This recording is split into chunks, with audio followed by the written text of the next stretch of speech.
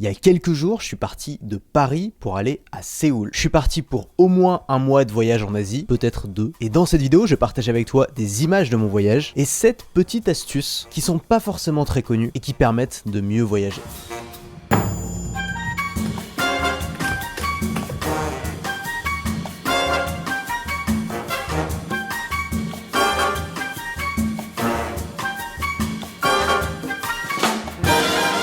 Première chose, c'est les aéroports. Je pense qu'on est d'accord pour dire qu'une des pires expériences du voyage, c'est ça. Passer des heures à l'aéroport à attendre son avion, faire la queue, manger des sandwichs pas très bons. Et bah, il y a une solution pour ça. Et à la base, cette solution, elle a été inventée pour les gens qui voyagent en business et en première. Cette solution, c'est les lounges d'aéroport. Les lounges, c'est super parce qu'il y a un buffet à volonté avec de la nourriture qui est pas trop dégueu. Boissons à volonté, parfois même boissons alcoolisées à volonté, pour ceux que ça intéresse. Souvent, on peut prendre une douche. Donc quand on est en transfert entre un vol et un autre, qu'on a 4 heures à tuer, ça fait vraiment du bien. Et puis, tout est plus premium, tout est plus confortable, parfois il y a même un espace extérieur.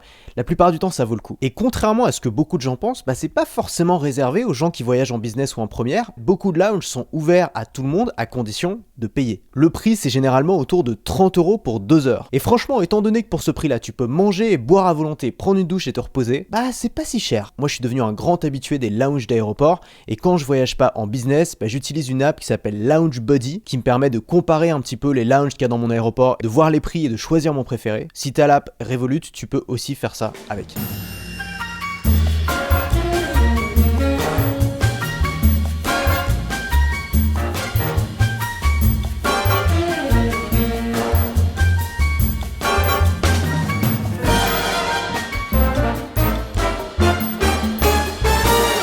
La deuxième astuce, c'est de voyager en business sans payer. Il faut savoir que si tu as une entreprise et que tu as pas mal de dépenses avec cette entreprise, par exemple si tu as beaucoup de dépenses en publicité, Facebook, YouTube, un truc qui peut être très intéressant, c'est de prendre une carte bleue American Express associée à une compagnie aérienne. Comme ça, à chaque fois que tu vas dépenser de l'argent avec cette carte bleue, tu vas gagner des miles. Par exemple, Air France en propose une. Alors, moi je l'ai pas fait, tout simplement parce que j'utilise une banque en ligne aujourd'hui et c'est pas compatible avec une banque en ligne, il faut avoir une banque traditionnelle. Mais j'ai des amis qui voyagent en business quasiment à chaque fois qu'ils voyagent, uniquement grâce à cette astuce. Donc c'est bon à savoir.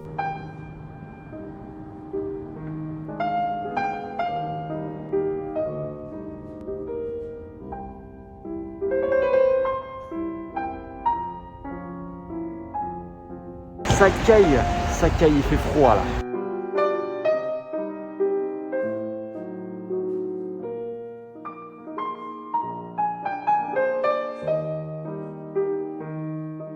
La troisième astuce, c'est une astuce pour résoudre le problème du décalage horaire en seulement une nuit. Alors je dis pas que le lendemain tu vas péter la forme et que tu ressentiras aucune fatigue. Ce que je te dis, c'est que t'as pas besoin forcément de te coucher de plus en plus tôt tous les soirs jusqu'à réussir à te caler à l'heure locale. Il y a un super bouquin qui s'appelle Pourquoi nous dormons que je te recommande, dans lequel l'auteur explique que le décalage horaire, c'est un vrai traumatisme pour le cerveau. Pour 1 heure de décalage horaire, il faut en moyenne une nuit pour s'adapter. Donc s'il y a 8 heures de décalage horaire, ça va faire une semaine. Il faut savoir que si tu vas vers l'est, c'est encore plus difficile parce qu'il suffira pas de te coucher de plus en plus tard, il va falloir te coucher de plus en plus tôt. Et pour ça, il y a une astuce que j'utilise tout le temps quand je vais en Asie, c'est que je prends toujours un vol de nuit et je me débrouille pour pas trop dormir dans l'avion. Généralement, pas plus de 3 heures. Je me mets un réveil pour être sûr de pas trop dormir. Parce que si je dors trop, le problème c'est que je vais pas être fatigué le soir et je vais pas m'endormir et donc il va me falloir des jours et des jours pour réussir à me caler. Donc là, ce que je fais, c'est que je dors 2 ou 3 heures, j'arrive, je suis fatigué, le soir, je dors. Et pour m'endormir plus facilement le soir et faire croire à mon cerveau que c'est le soir, je prends de la mélatonine. J'utilise des comprimés de la marque Nova Nuit et c'est très efficace pour faire croire à ton cerveau que c'est l'heure d'aller se coucher. Je précise que c'est pas un somnifère, il n'y a pas d'accoutumance, c'est juste une hormone qui t'aide à t'endormir. C'est ce que j'ai fait là en arrivant en Corée et dès le premier soir, je me suis endormi avant 1 heure du matin, je me suis levé à 8 heures. Le lendemain, j'étais encore un peu fatigué évidemment, mais le surlendemain, ça allait déjà beaucoup mieux.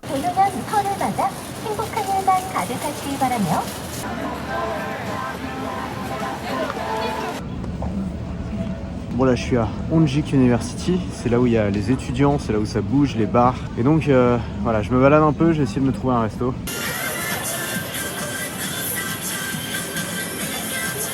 Tu vois, moi c'est pour ça que je voyage. C'est pas forcément pour remplir les checklists, c'est pas pour faire un maximum de trucs, c'est pas pour prendre plein de photos. C'est pour les ambiances. Je sors de mon hôtel, je vais me balader dans un quartier.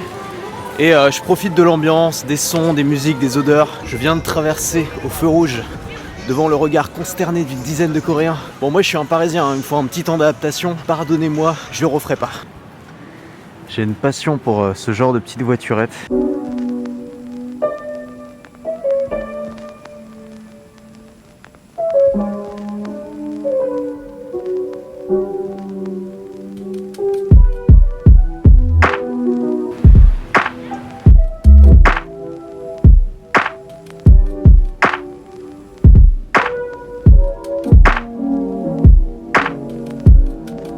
La quatrième technique, c'est quand on fait des longs voyages et qu'on passe notamment d'un pays froid à un pays chaud, ou l'inverse. C'est ce que moi je fais pendant ce voyage, puisque je commence en Asie du Nord, et que je vais terminer en Asie du Sud. En gros, il y a quelques jours, il faisait moins 10 degrés ici à Séoul, et là où je vais aller, il va faire 30 degrés. Sauf que moi, j'ai envie de voyager léger, avec une petite valise cabine. Comment je fais quand j'ai des gros pulls d'hiver à trimballer? Ben c'est simple, j'en prends pas. Et pour pas avoir froid, je prends tout simplement des sous-vêtements de ski. C'est des sortes de juste-corps techniques, on peut en avoir en haut ou alors le porter en collant aussi en bas. Ça se trouve par exemple chez Uniqlo ou chez Decathlon, et c'est très efficace. Généralement, un juste-corps technique qui doit faire la taille et le poids d'un t-shirt à manches longues te réchauffe au moins autant qu'un gros pull en laine. Et puis pour ce qui est du bonnet, des gants et de la doudoune, ça peut paraître un peu extrême, mais une des solutions si tu voyages vraiment longtemps, c'est simplement d'en acheter une un peu bas de gamme à l'arrivée, des bonnets et des gants pas chers, ça se trouve dans n'importe quelle boutique de souvenirs, de les porter le temps où t'en as besoin et de les donner avant de quitter le pays. On a souvent tendance quand on part en voyage à prendre trop d'affaires en se disant à chaque fois au cas où, et c'est comme ça qu'on se retrouve avec deux énormes valises qui nous encombrent et nous empêchent de nous sentir libres. Au lieu de ça, moi je te conseille de te dire au pire. Au pire, si j'ai oublié ma brosse à dents, j'en rachète une sur place. Au pire, s'il pleut, j'achète un parapluie sur place. En gros, quand on voyage, mieux vaut pas assez que trop. Si t'as ton passeport, ton téléphone, tes cartes bleues, tu pourras toujours te débrouiller pour le reste. Salut, on est le surlendemain. Je suis toujours dans le même hôtel, et si j'ai changé de chambre, c'est parce que j'avais besoin d'une suite avec un peu d'espace pour pouvoir faire une interview, puisque j'interview tout à l'heure Gabriel Clément. C'est une personne que j'ai accompagnée il y a très longtemps et qui depuis a fait un chemin incroyable.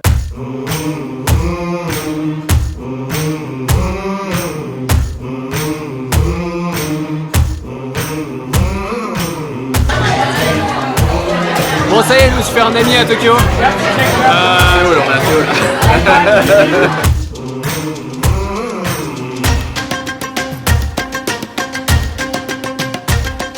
L'astuce suivante, c'est un truc que je faisais pas au début et ça m'a coûté de pas le faire parce que j'ai vraiment eu des mauvaises expériences dans des hôtels ou dans des Airbnb à cause de ça. Et j'en ai fait une règle, c'est de ne jamais réserver plus de 2 nuits d'hôtel à l'avance. Alors moi j'aime bien ne pas trop planifier mon voyage et un peu faire les choses au jour le jour. Et parfois je sais que j'ai envie de rester au moins 3 ou 4 jours, voire une semaine à un endroit. Mais même si c'est le cas, je vais pas prendre plus de 2 nuits dans un hôtel parce que j'aurai jamais la garantie que je vais avoir la chambre que je veux, que l'hôtel sera bien, qu'il y aura pas des problèmes. Et une fois que c'est réservé, c'est trop tard, on peut pas revenir en arrière. Donc ce que je fais, c'est que je prends toujours 2 nuits. Et au bout de 2 nuits, je décide si j'ai envie de rester plus longtemps ou pas. La plupart du temps, j'aime bien changer d'hôtel. Mais quand l'hôtel me plaît vraiment ou j'ai envie de rester dans le quartier, je vais simplement à la réception et je demande s'ils peuvent m'étendre mon séjour pour quelques jours de plus. Ça permet d'éviter les mauvaises surprises. Une autre façon d'éviter les mauvaises surprises, c'est de passer par un site qui référence seulement les bons hôtels et pas tous les hôtels comme Booking par exemple. Moi, j'utilise un site qui s'appelle Tablet. C'est un site français qui appartient au guide Michelin et qui propose quasiment que des très bons hôtels. C'est rare d'avoir une mauvaise expérience quand on réserve sur tablette. Bon, la plupart du temps, c'est des hôtels plutôt haut de gamme, mais parfois, il y en a à des prix intéressants. Pour réserver, je préfère souvent passer par hotel.com parce que c'est une des seules apps qui permet de payer sa chambre d'hôtel directement dans l'app avec Apple Pay. Et ça, c'est super pratique, surtout quand on est à l'étranger et qu'on doit se débrouiller pour payer sa chambre d'hôtel à la réception, demander une facture. C'est toujours très compliqué et hotel.com me fait gagner beaucoup de temps. Je précise que cette vidéo n'est pas sponsorisée, mais si ça vous intéresse, je mettrai les liens dans la description. Ensuite, pour ce qui est du grand débat hôtel vs Airbnb, moi je préfère les hôtels, sauf si je reste vraiment longtemps. Et dans ce cas-là, je vais avoir envie d'avoir une cuisine, de pouvoir me faire à manger moi-même, d'avoir plus d'espace. Et dans ce cas, Airbnb est pertinent. Mais je trouve que pour les petits séjours, Airbnb c'est trop d'incertitudes. Il y a des échanges de messages en anglais avec l'hôte. On sait jamais trop comment on va récupérer les clés, on sait jamais trop à quelle heure on doit arriver. Oui, les hôtels c'est souvent plus cher, mais ça apporte quelque chose en plus, c'est la commodité. Un bon hôtel, c'est toujours propre, on manque jamais de rien et il y a un délicieux petit déjeuner qui nous attend tous les matins. Bon, aujourd'hui je vais prendre le métro pour aller dans mon nouvel hôtel. C'est toujours une galère les transports en commun parce que il n'y a pas d'uniformité. Dans chaque ville c'est différent, c'est des systèmes différents, c'est des prix différents. Donc généralement je les prends pas. Mais voilà, on va tenter l'aventure.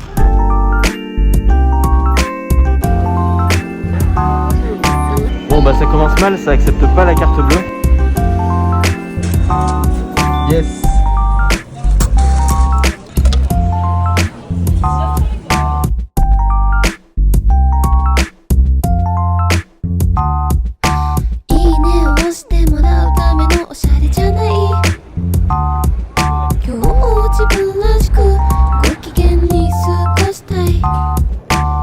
vient de m'arriver un truc assez absurde. Le nom de l'hôtel, c'est Hôtel Premium 93 Isadong. Sauf que mon hôtel, c'est l'hôtel Premium 93 Isadong 2. Donc il y a 2 hôtels qui ont quasiment le même nom, qui sont à 25 minutes l'un de l'autre. Peut-être qu'ils devraient penser à changer de nom, ça serait une bonne idée. Allez, on est parti.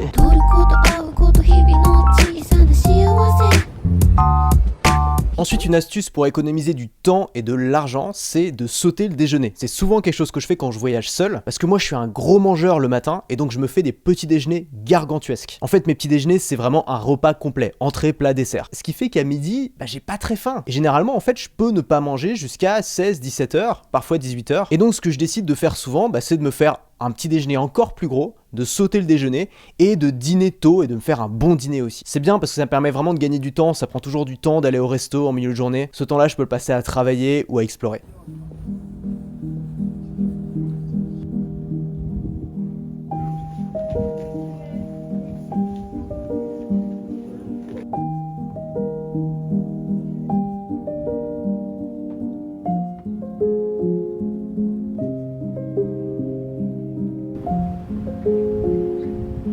C'est agréable, c'est tellement calme, c'est propre, il n'y a pas un tag, il n'y a pas un papier par terre. Mais il y a aussi des choses que j'aime moins. En France, on a tendance à beaucoup critiquer notre pays, on a tendance à beaucoup se comparer et à dire en France il y a trop d'incivilité, et on prend l'exemple des pays asiatiques en disant voilà, là-bas les gens ils sont super civiques, il y a quasiment pas d'insécurité, on peut se balader dans la rue tranquillement, et c'est vrai. Mais ce qu'il faut voir, c'est que tout ça vient aussi avec un coût. Si tu vis dans un pays comme ça, faut respecter les règles. Et des règles, il y en a beaucoup. Parfois, elles peuvent te sembler absurdes, elles peuvent te sembler excessives. Et donc tout ça pour dire que c'est vrai qu'ici, j'ai pas à faire gaffe quand je sors dans la rue le soir. Je suis totalement tranquille à ce niveau-là, mais je me sens pas parfaitement tranquille au niveau des règles. J'ai toujours peur de me planter, de faire quelque chose qu'il faut pas. À un moment, je suis rentré dans une boutique, j'avais oublié de remettre mon masque. La dame, elle m'a regardé avec un air outré. C'est pesant, je trouve, de toujours être en train de marcher sur des œufs, de toujours faire super attention à pas faire une bêtise, à pas faire quelque chose d'impoli. Il y a un conformisme social aussi ici qui a l'air assez fort. Tu sens cette pression. Et c'est ok, tu vois, je suis pas là pour juger, pour dire que c'est pas bien. C'est ok, mais juste il faut le savoir. Quand on signe pour plus de civisme, pour plus de sécurité, on signe aussi pour un peu moins de liberté. Donc moi, c'est ça que j'adore dans le voyage, c'est que je suis toujours content de partir, découvrir des cultures, visiter des pays, mais je suis toujours content de rentrer aussi, parce qu'au final, je me rends compte que la France, c'est pas si mal.